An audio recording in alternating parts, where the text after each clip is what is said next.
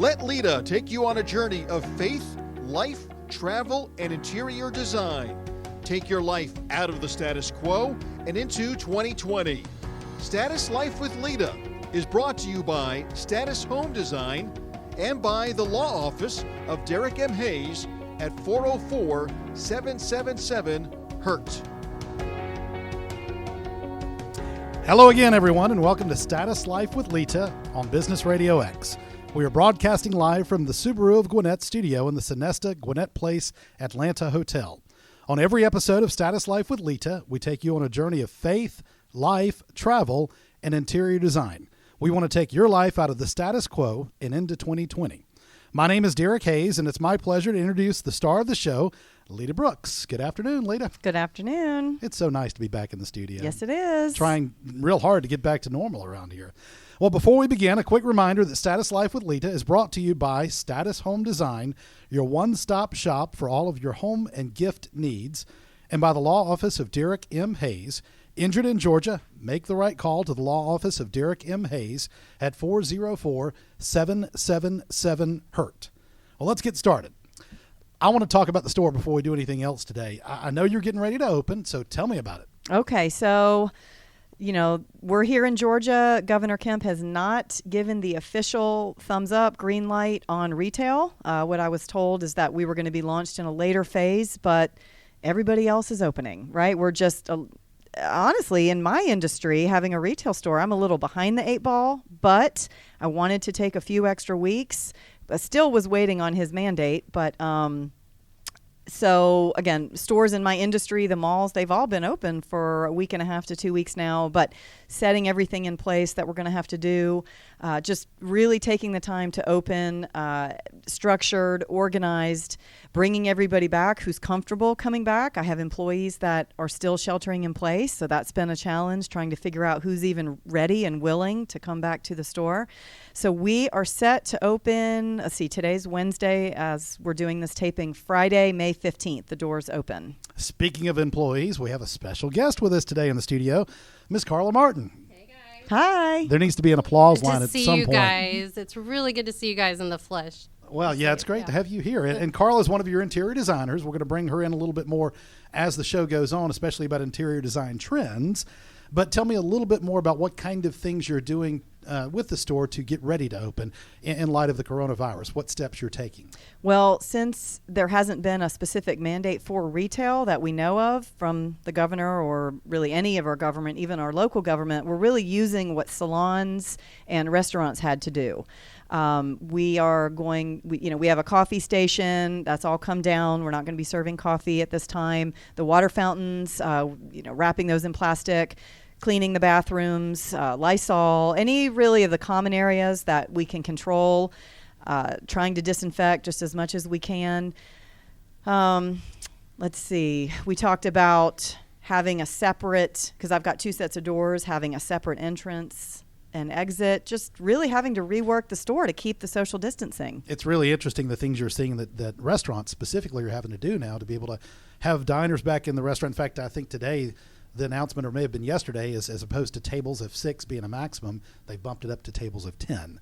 So every day changes are coming in. And I know as soon as you start this opening process, you're probably going to have to watch the news daily to find out what else you can do. Yeah, we are now, and honestly, they're not saying a lot for retail. Unfortunately, we've been glued to it. I've even contacted the governor's office, and very little information is coming out.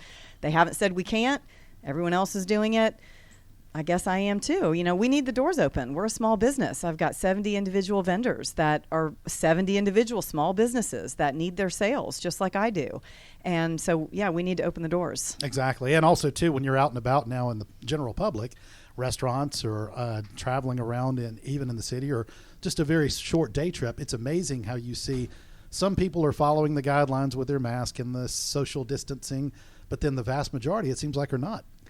It's really bizarre. You have those that are still sitting in fear and very much sheltered in place. But we were out of town. I won't say what city. It was really interesting because it was like being in the Twilight Zone because no one was social distancing. Every restaurant was open, every patio. There was live music everywhere. It was a little tourist town. There were people on the sidewalks wall to wall. And maybe out of 1,000, 1,500 people, we saw 4 masks. Yeah, I remember we counted. That was it. It was 4. That we counted because Exactly. there were no masks. And there were people passing us shoulder to shoulder on the sidewalk. We ate and sat at a bar thinking we were socially distanced. And by the time we left, we were shoulder to shoulder with people. Yeah. There were food runners carrying food. Nobody had a mask on. The cooks didn't have masks on. It was, I thought, are we over this? Are we done? Is anyone socially distancing anymore? And then my other example was I went to a grocery store last night. I won't name which one. Now, I have had this, right? We've done other shows. Everyone sitting at the table knows I've come through Corona. So I have this invisible suit of armor on.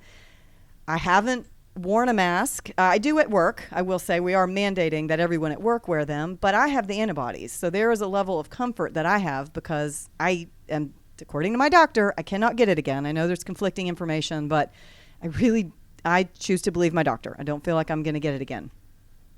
I go into the grocery store last night. There is the gentleman handing out carts. There's no sanitizer anywhere. He hands me a cart. As the person in front of me pushes the cart to him, he just turns around and hands it to me. We go inside. Of course, both of them are touching the cart at That's that what point. I mean. Yeah. Nobody had a mask on. Yeah. The line to do the self-checkout, they weren't sanitizing the machines. I mean, it was like it wasn't even happening. I'm thinking, is the world just that over it? Or we're here in Georgia. I really think that's the case. Everybody's just ready to go. We're just done. Go. Yeah. But we can't. We can't. Right. Yeah. The restaurants are busy. We were just talking before the show. You said your husband and his job has just been temporarily shut down because someone caught Corona. Right. One of his job sites that he works with or on is not working right now. They shut it down. It might just be for 24, 48 hours, but it's a day or two of not placing orders and POs, so it slows down. Absolutely. Just like, everything was shut down. It's just the whole thing from start to finish. When we shut down, we were talking about that and how long it was going to happen. And now that we're opening back up, it's a whole different conversation because it seems like there are those that just don't care anymore and they're just being very cavalier. It's very surprising. Mm-hmm. I was very surprised these last few days. Oh, I agree. Mm-hmm. I agree. Speaking of stepping out of your comfort zone, let's go to that now for a second. The last show, and also I know on your social media platforms, you've been taking your friends and all your fans and followers through a weight loss program, kind of a journey to get healthy. With that being said, it's been about 2 weeks. So how's that going for you? Woo! I don't Should even I read know. the reaction? Well, it's not going as well as I would like it to. That's the problem. That's why we're doing this, right? You guys, we are here. This is Status Life with Leta. This is a lifestyle podcast. We are talking about what's going on in the world. We're going to really teach you guys some design styles, and we talk about nutrition, fitness, and weight loss, and all of that goes in, right? So that's what we're here to talk about. And I'm struggling with this, and that's me being 100% transparent and 100% honest. And I know a lot of you are. Since I put this out there 2 weeks ago, the feedback has been incredible. My Facebook Messenger, I got so many messages. Let's do this. I want to lose some weight. I want to get healthy. And we're all struggling. So I know I'm not in this by myself. No, you're not. And I remember. No, you're not. No, I know this because there's a lot of hands raised in the studio. Right, yeah, right. When you made this announcement, I was like, no, I don't want to do it. Not right now. Not right now. I was just, I curled up in a ball and ran away when you said that. I was like, I'm not coming in. But now, I got really far with where my goals were before all this started happening. And you're starting to inspire me a little. Excellent. That's great. Okay. Well, let me make this clear. I think both of you look absolutely phenomenal. I'll say that from the top. I don't think either one of you need this program. Well, you're very sweet. And I was going to make the comment that, today you do? seem like a very lucky man because those who cannot see what's happening in studio right now, Derek is sitting at this table with some very beautiful blondes. He's in good company today.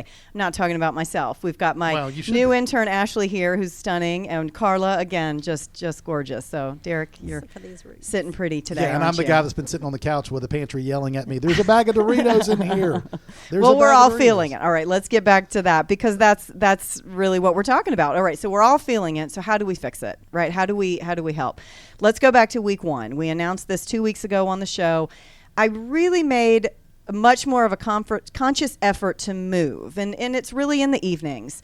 I have small children. Going to the gym does not fit my lifestyle. They're too old to go into the child care, and they're too young to be able to work out next to me. So that kind of squashes things. I can go to the park. It has to be a paved park because they want to ride their bikes. So that limits, they don't want to go to the same park and do the same circles every night. Yes, we can go out in the neighborhood, but again, they're two children, and they fall and they stop and they fight. It's not a good, solid workout. But we went to a different park, took the time out of every single day. We hiked, we went to state parks just to get moving, and it felt really good. But you have to make that conscious effort. So I can say that was 1 week. Now, what has happened in the second week? I'm a business owner, and we are getting ready to open, and it has been a tremendous struggle for me getting back to work and still being teacher and still trying to make good food choices and finding the time to work out. And I think that is the struggle that we are all sitting in. We are all busy, and where does the time go, right? I think we all understand that. I know you understand, but it doesn't help my waistline. Everything is tight. All right. We just got to figure out how to add those extra the hours to the day so we can get out and exercise more. Well, for me personally, having the store open again, I know, Carla, you and I are side by side. So getting the doors back open to the store, I know on a busy Saturday, I can click 6 miles on my watch. Yeah. The store is 12,000 square feet. When we're running around, we're loading furniture, we're helping customers. That very organically is going to help just to get moving again. I will say I struggle the most with my diet, and it's time. I do not take the time in the morning to prep the eggs or the whole grain waffles. I am out the door with a cup of coffee. By 2 o'clock in the afternoon, I'm starving, and I will eat too much and not the right thing. And it's a bad cycle. So I'm going to try many different things, and I'm going to blog about them, and we're going to podcast about them, and that's why we're here. That's good. That's really good. In fact, the blog, I know I've already seen some of the stuff you've written. It's going to be great to follow along with that. Okay. Back last year, it seems crazy to say it was last year, I had the privilege of traveling out of town with you and Carla and one of your other interior designers, Jane. And we went to High Point, North Carolina for the Mart. It's not the market, it's the Mart. It's right? High Point. Okay, well, we went to High Point for the Market. Right. Okay, Mm-hmm. We went to High Point Market, and the drive over there and the drive back was great, just sitting and listening and learning. But on the drive back, you and Carla, I remember, created a bet between the two of you. And it was a weight loss bet. And I cringed then and I cringe now. Well, I had one ear plugged to the radio so I could listen to that and keep me awake while I drove, but I had the other ear turned so I could hear you two, and it was funny. It was really funny. So we having think we're said funny. that, right, Yeah. with the contest, so kind of like I said before, how's that going for you? Well, back to the laugh.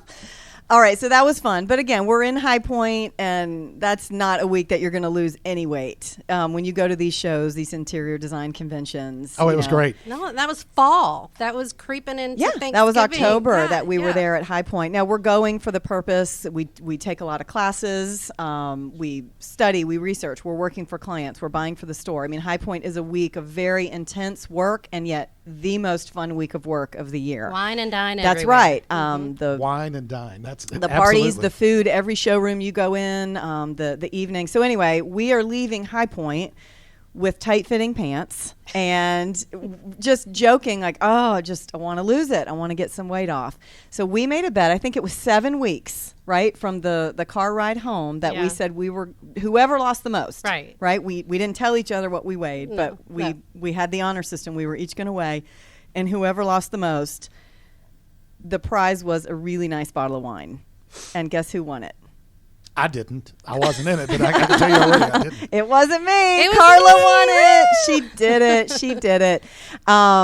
So yes, Carla, and I still owe you a bottle of wine. I meant to bring it today, Well, just knowing that you know. were going to be in studio and this was going to be on topic. I consider it sabotage for the next round. So Yeah, Maybe right? other- A very hefty red wine. Yeah. That's it. Yeah, but life gets in the way, and no. I will make every excuse, and I don't mean to, but unfortunately, Derek, we were side by side at that point, and we had a bad accident. So coming off High Point, I was out of commission, kind of caring for you round the clock. shock. So we won't go into all that. Throw me You're all under the bus. healed. I and, was responsible. but for it's getting hard. hurt. You know, meals were coming to the house, and things happen. Right? This is the Everybody point. makes a casserole in the South. Everything happens, right? And just now, I've got some extra weight on, and I'm coming off Corona and being bedridden for 4 weeks with meals coming. And I was out jogging last night, and my lungs are still burning. And I'm thinking, is it because I'm out of shape, or is it because they're still healing? I don't know. I mean, Corona's something no one's ever seen, so I don't know if there's anyone I can ask. Part of me thinks it's just because I'm out of shape and I haven't run in a long time. That's you know, probably it's what it is. I it's gonna disagree. take. Well, you don't get a vote. Well, every now and then I do. Not that the vote counts. I get to at least have one, but nobody really counts it. That's okay. Yeah. All right. Last show, we also started the first of a 3-part series regarding design trends, and you've been teaching. In fact, it was great to hear all the information that came from that, but teaching design styles. So having traveled to High Point and learned a lot about styles and vignettes, that word I like to throw in there every now and then that I've learned from you, as designers, I've seen you two in action. I've seen what you two can do, and you both have done incredible jobs with your clients. Also, too, the vignettes in the store, the merchandise you bring into the store, I'm thoroughly impressed with that. And I know you want to talk more about Carla and you two together and what you all have done. So, Leta, I'm going to let you take over with that part. All right. Thank you. Well, let me start by saying I'm very blessed to have Carla a part of my design team. She's making a big name for herself here in Atlanta, and her talent speaks to why. And I asked her to come be a guest on today's show. You know, she's one of my designers. We work side by side. We work fantastic as a team. And she's got a lot of knowledge. You know, she's got her background in interior design. She's been in this business for a long time. She teaches extremely well. So that's really important. She can walk the walk, and she can talk the talk. So anyway, Thank you. That's too much. No. yeah, right? It's hard to hear stuff like much. that. I always tell Derek, you make me blush. But anyway, I'm so glad you were able to come today. And Thank you for getting me out of my house. Yeah, we're getting back into it with the store opening, and I know you've got a ton of jobs going on, and you know you're making a big leap into interior design even after Corona, right? With just the amount of work that you've got piling up. All right, so let's go before we jump into the first style, and I'm going to give Carla the floor on that.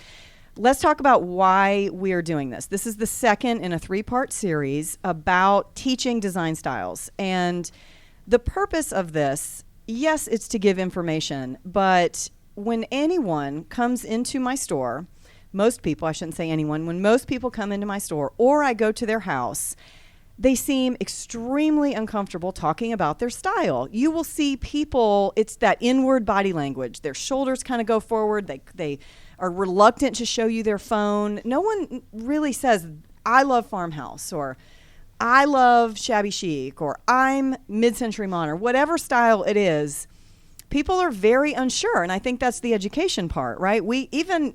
Us as designers, we don't always know what our style is, but I think education empowers people. So I want to give a design education that maybe teaching the styles can help people really feel like they can own what they like, and they can feel more comfortable picking out home decor and showing it off. So if you decide what your style is, and you're in TJ Maxx, or you're in Status, or you're online, wherever you live, and you're going to buy your merchandise, if you have the tools and you know what is specific to that style, you can stay more on point, as opposed to being all over the place, looking at 2 chairs and not being able to determine, okay, which one is transitional and which one is rustic. Right. And it is easy to get distracted when you see, this style, and how am I supposed to move that together? When I go into a client's house, sometimes it's like, you've got several different styles here.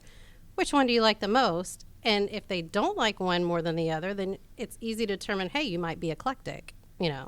So I think that's what I am, eclectic. Sports memorabilia and video arcade games and that kind of thing. So I guess I'm eclectic. I don't know what to say to that, because sports memorabilia, I don't know. It's so hard. You're eclectic, honey. Yes, that I is am. perfectly fine. We'll go with that. I don't think I'm eclectic. I think as a designer, I'm much more fine-tuned on my design style. And yet I had a very close friend of mine. She's not a trained designer, but she could be a decorator. She has the eye for it. Her house is always on point. And she came over, and, we were having a glass of wine, and she said, "Oh, you're eclectic." And I thought, no, But yes, when you truly step back, it's like, well, I have a modern tray with a rustic corbel, with a farmhouse lamp, and I think it all works beautifully because I buy what I like. But she described me as eclectic, which was the way I'd never seen myself. Yeah, but it happens. And I think I have the same way. I have a respect for all of the styles. I could be almost schizophrenic with it. You know, one day I could have the mid-century modern and be happy with it, but it would be in the mountains maybe. And then the other, I would have a shabby chic cottage out on the beach, you know? Yes. I mean, I could just dream up anything and want to live there. All right, so today we're going to kick off week 2 and jump back into our styles, and I'm going to give you the floor. You're going to start with French country. Oh, yes. Remember the days. Yes. In the 90s. That's the first thing I think of when I hear French country is back in my internship and interior design days through school, it was roosters and patterns like checks and golds and reds, and it was all the rage, and everybody loved it. Everybody loved it. You saw it too. Absolutely, because coming off of that style, when I first opened Status 5 years ago, consignment was going to be a big part of the store. That was part of the business model. And very quickly, I learned that everybody was getting rid of their roosters and their very dated French country. So it has evolved. So French country, from what you think of it, 5, 10, even older than that, when it was at the height of its style, has really morphed. And that's what you're going to really get us to what French country is today. Right. So the basics, the elements of it, you're going to have the curves, the Louis XVI chairs, the round with the fabrics on the back and the seats. You're going to have that. Really mixing rustic, natural materials with fabrics like toiles and stripes, calico prints. Remember gingham. That you've got to have that big mix of different textures and patterns. As far as like hardware is concerned, antique brass and oil rub bronze. Those finishes really tie it all in. So a lot more subtle on the finishes. Right. Nothing soft. Right. Nothing shiny, showy. You're not going to see chrome. Sparkly. No. You got to think of the French countryside. I mean, that's what you think of, a chateau. They're hunters. It's rural. So you think of that. You bring it into your home, but with a twist of sophistication. And that's what French country is to me. And now, instead of using those golds and reds, you still want a warm color palette, but you're using more neutrals, the grays and the grays. You don't have the gold on the walls anymore. You have the grays, and mixing that in with still the rustic, more natural materials, but in curved shapes and forms. And that's really the biggest difference. I think, too, of those French country chandeliers, they're not bulky. You think of those curves, but they've got those real skinny lines to them. What about crystals? Would you see anything like that? Maybe a little. I remember the beaded lampshades? Yeah? Yeah, that was all in there. Accessories, overly accessorized almost. And some people love that. They need their stuff. They need their accessories to express themselves. It's not something that I could live in. I would get overwhelmed in that space. Is sports memorabilia an accessory? I guess. In a man cave. I'm just making my notes as you're talking. Yeah. I want to make sure I put that in there. We'll get you a cabinet. Yeah. We'll get you a nice I'll cabinet. get people to sign it in French, and that And way you it'll can fit have- in. You can do really cool stuff with that. Okay, just checking. The problem is, and I roll my eyes, he knows I want to kill him for this, but there's so much. He doesn't have a small collection. Derek has an overwhelming amount of sports memorabilia, and I'm trying to part with it, and he doesn't want me to. And yet, where do I put it? You've got to really love it. And if you really love everything, you're going to have to figure out where you can put it. I'm even eclectic with my sports. I've got hockey, Oh I've my got gosh. baseball, I know, I've got football, I know. boxing. I cover all of them. Okay, so let's go back to what you just said. You've got to really love it. So You you got to really love me to be able to part with some of the stuff. Okay, your designer and your person is telling you some of the stuff has got to go. Consignment at the store. I see it coming. Hey, All right, so we are going to move into our next style, which is true rustic. rustic, okay? So rustic can have many different components, but we're going to hold true in this educational seminar right here to what it actually means to be rustic. So what do you think of when you think of rustic? A log cabin. And that's truly where the rustic design originated from. Rustic is going to have natural, it's going to be rough, it's going to be aged, and it's also casual. There's nothing formal about true rustic decor, true rustic style. Now, think of a farmhouse. Now, not the farmhouse style. We're talking about an actual aged farmhouse, the structure itself that was probably built in the 1900s or the 1920s. That can be rustic, not farmhouse. Okay, farmhouse has evolved into a style in and of itself. I think we hit on that last week when we were talking about the farmhouse style. So stay on rustic. One of the defining characteristics of a rustic home is the use of natural materials. You're going to see a lot of wood and a lot of stone, always on the floors. But putting wood on the walls, having some sort of wood paneling, having wood ceilings, it can be shiplap, but maybe not painted white. That white shiplap that we're seeing, to me, is more of the trendy that sits with farmhouse. No, and that's again, too clean. Right, too clean. Rustic is grittier than that. It's darker than that. It's still airy and it's still cozy. I don't want to come across as we're making a dark room, but it's got much more natural wood than white painted wood. You're going to see fabrics like burlap, canvas, linen, painter's cloth, anything that real nice thick texture and textiles. The design is simple and it has an earthy feel about it. You're also going to see a ton of raw materials. Even in the wood. Let's say you're going to build with someone, or you're building and you say, I want to stay on the rustic trend. It's not, even the wood you pick, not sleek. You don't want sleek lines. You want much more of a live edge. That glossy burl wood, you're not going to find that in rustic, even though it's wood. So you have to be specific about the actual wood that you're using. You're going to find more reclaimed wood. Maybe those old barns, right? We're seeing all that wood everywhere. That fits beautifully in a true rustic style. Anything unfinished wood, unfinished stone. Yeah, you're definitely not going to find modern furnishings, obviously, bright colors, metallics, or geometric lighting. You're going to have more natural looking chandeliers, that type of thing. Okay, Leta, I have a question for you. Yeah. You and I went antiquing one day. I'll never forget it. And we went into this antique store, and you found a rusty old metal toolbox. And it was just there on the shelf, and you picked it up immediately. Oh, I love it. I love it. And then you also found, I think at the same place, or one of the other places we stopped, an old metal tabletop that I remember in my grandparents' house, their kitchen tabletop. It was just a wooden tabletop covered with metal, kind of a decorative design on it. So would both of those be qualified as rustic? No, they would not. Remember that tobacco basket? Yes, that we I did. picked out of that very scary barn. That's right. Yeah, I had to climb over a bunch of stuff to I get know, to it. right. It was hanging on the wall. That was a very interesting adventure, even trying to get that tobacco basket out. That tobacco basket, in all of its glory, it was dirty. It had cobwebs on it. Yes. That would be rustic. Now, of course, you can get the cobwebs off, but the color it had on it, it had some greens, it had some browns. That would be rustic. Transitioning into what we know as current farmhouse. Tobacco baskets were all the rage and the trend even a couple of years ago, tobacco sticks. You could put that on the wall as far as rustic decor. The toolbox that you're speaking of, yes, rustic.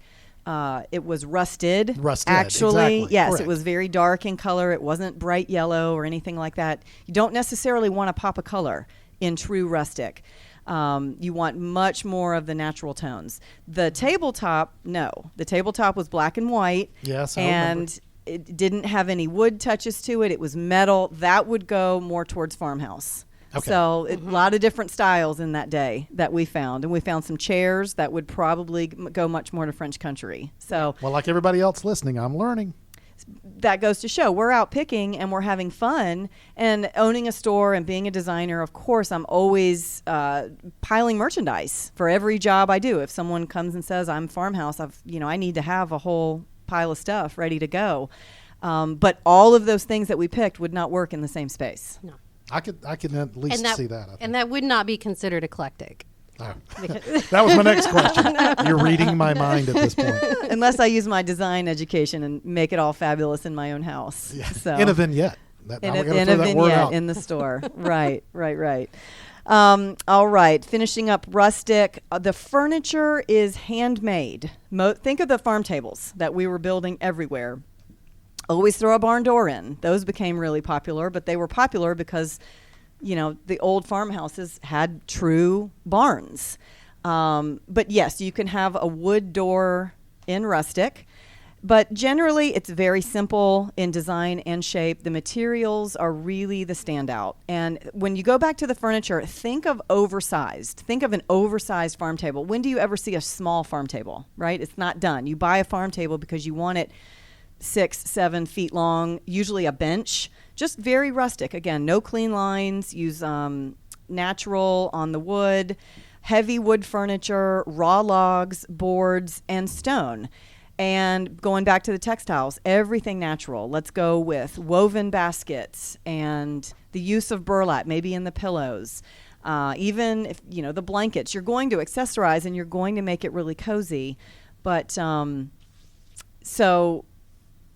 go to the fireplace, right? Most rustic are going to see a huge oversized fireplace. That's one of the hot design trends of rustic. That becomes the focal point of the living room. And the color palette, too, swings heavily towards the neutral. We already touched on that, but bringing the outside in, greens and browns and grays are common. You want warmth, and you don't want it to feel cold, obviously, and stark. Yep. Let's see. You'd want to go full rustic just for that cozy vibe. And now a really good way to incorporate it, let's say you have a traditional house, but you love rustic. Maybe you have a basement. I mean, there is a way to bring rustic. Take your basement and go. Try it. Right. And then if you love it, start incorporating some elements upstairs. So if you don't have the budget and you're not going to build a new house or a log cabin somewhere, we can actually do rustic. And it can always be incorporated, right? You can always take touches of any style. Mm-hmm. Once again, we are here to teach you the style itself, so you have the education, and then what you do with it, have fun. You don't want your house starting to look like a cabin in the suburbs, and it just doesn't work that way. So there's a way to mix it in right. Absolutely. One of the other styles I've heard you talk about is mid-century modern. Mm-hmm. Can you tell me about that? So this is a complete 180 from rustic, all right? We're going to switch gears here. I'm going to give Carla the floor. She's going to go through mid-century modern. Yeah, so there's a common thread here with all three of these. All natural materials. You're going to have you want a cozy atmosphere, you want it to be warm, but in this aspect, the shapes are different. You're going to have more organic shapes, but clean and simple at the same time. Think of the egg chairs from the 70s, the Charles and Ray Eames chair. They're simple lines, pure forms. Think of heavily textured fabrics, the big nubby wool knits. As far as lighting, you're going to want like the Sputnik chandeliers with the more metallic, the silvers and the golds, the shinier metals. The bubble lights. Sputnik was a Russian spaceship, so they look like Russian spaceships. Well, the era, okay, so Mad Men brought this all on. The TV show. The TV show. It started from there. Well, obviously, it was back in the 1940s to 1970s, but Mad Men brought it back. And I don't know. That's powerful. Yeah. That a TV show was able to back. regenerize an interior design style. I mean, think of the bar cart that was going around the office. I don't know if y'all watched it. I didn't really watch it that much, but I just remember it coming, and there's so many. There's a bar cart in Mad Men? Yes, in the office. Oh. And that's one of the most popular pieces, even to this day, that we sell out of Status. Yeah. Everybody's looking for a bar cart. Yeah. Yeah. It's just one of those things. Anyway, and you mix that with the quirky accents, think Andy Warhol, that sort of thing. So it all kind of blends together. But it was funny just to me to see that that's when it came back into the modern day. So People are liking to use that now. And last week we touched on bohemian chic, right? Which we call boho chic. But these two can cross a little bit because I believe the furniture is very mid-century modern that fits into the boho chic style. Yeah, that's how they brought it, to the nines, I guess we could say. Yeah. You can still mix in those heavy textures. Unexpected color combinations too, you see a lot, like the plums and almost like a burgundy. So you take like the pastels and more of the jewel tones together, and you'll see it in a geometric pattern, and it's, they call that boho. So yeah. Well, maybe I'm daydreaming, but I'm sitting here running through my head all the TV shows. Yeah. And the styles in TV shows. I sure hope the Flintstones doesn't become a No, trend. I don't hope think not sitting on either. stone sofas would be that comfortable, but I did not know that about Mad Men. Yeah.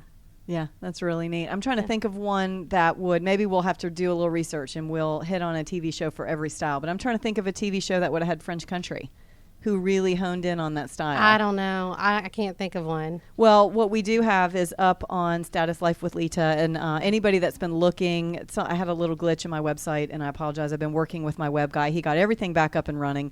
But by this evening, photos and all the different styles that we are covering, you can go to the website and look at different pictures and get inspiration.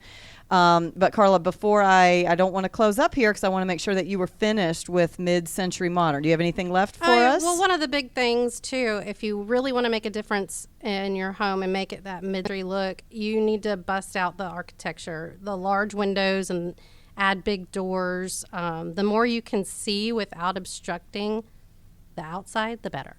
That's true. You think of those big walls of windows and Right. just minimal, those clean line furnitures on the other side. Right. Right? On all the movies and even So the not show the Mad arched Men. windows that No. you now have in big family rooms. No. They're just straight line windows. Just Absolutely. Not even No having window the treatments, no panes. blinds. no- Right. panes, Think of those yeah. homes from the 70s with just straight windows. Frank Lloyd Wright. Yeah, Yeah. absolutely. Much more architecturally interesting. And then it all went to more traditional. We Yeah. started seeing, especially here in the South, it was these brick 2 stories. Everybody has the shutters. Everybody has the same front porch. It just became a completely different look from mid-century modern. But one more thing about mid-century modern, the furniture, because we are seeing such a resurge in the furniture, there is a huge trend right now to take your antiques and paint them. No, not this one. Do not paint. From 2 interior designers, do not paint your mid-century modern. Please, please, please. You will regret it. I mean, do what you do, but it's just sad to me sometimes when you see this big boxy cabinet with a huge panel of beautiful wood and then, I'm just going to paint it. And I'm like, no, yeah, don't do that. It's hard. I have a hard time with the antiques too. I have a real affinity for antiques. My parents used to own an antique store when I was a kid, and I know we're painting them. I know it's the only way to sell them. I just feel like you should paint them when they've been damaged or they've really, the life of them is gone. There's something about them that's not going to hold. Give it new life. But if you have a beautiful piece, don't paint it just for the sake of painting it because it's going to come back. Yeah. It's all going to come back in style. I could definitely see that. Absolutely. All right. Well, before we close today, I want both of you to kind of give us a little bit more about your social media platforms. Leta, I'll start with you. Sure. So we've got the store. Let's go to the website. That has all the different platforms on it. It is statushomedesign.com. And from statushomedesign.com, you can find all the information about the interior designers. You can find the blog, Status Life with Leta. You can find links to this podcast and every one of the episodes. You can find the Status Market, which is our e-commerce store. So that one site is going to take you to all the different channels and everything that makes up the Status brand, really. To follow this podcast, the easiest way to get the updates and things, go to Facebook and Status Life with Leta. There's also Instagram. So any of the channels, Status Life with Leta, listen to the show on your favorite podcast app. We're on Pinterest. I mean, we've got all the social media channels covered. You're definitely hitting it all. And Carla, for the most part, all your information is there as well. Oh, yes. And my Instagram and Facebook is Interior Status by Carla Martin. You can find me there, too. Absolutely. Well, Carla, thank you for being here today. This has been a terrific show, very informative. I think I've got 2 or 3 pages full of notes that I can definitely study and be ready for next show. But I know one more thing, Leta, I wanted you to address. Well, I just want to thank Carla for being here with us today. And I wanted to mention you've got the attention here of 2 interior designers, and we take questions. If we've said something about a design style, if you have a picture of something and you're not sure, we do a lot of virtual appointments. We will answer your questions. Go to Status Home Design and click Contact Us. That goes directly to my email. And if you have something you'd like for us to cover on air, a design question or something you want to hear about a style, this is an open forum. This is a lifestyle podcast. And if it's weight loss, we're in that too, right? We're all trying to lose weight. Stay on my social media channels because we're going to be talking about what works and what doesn't.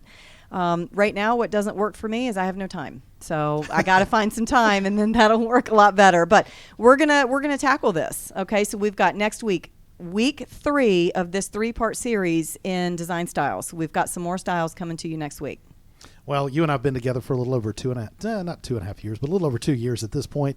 And I can say, I don't know how many times I've seen you with your cell phone where somebody sent you a picture of a piece of furniture or a picture of a room asking your advice all days and all hours. And you're always willing to step in and make it look wonderful. Absolutely. I was picking stone for a fireplace at 7:30 this morning virtually. That doesn't surprise me. No, I was. I'm sure you were. Yep.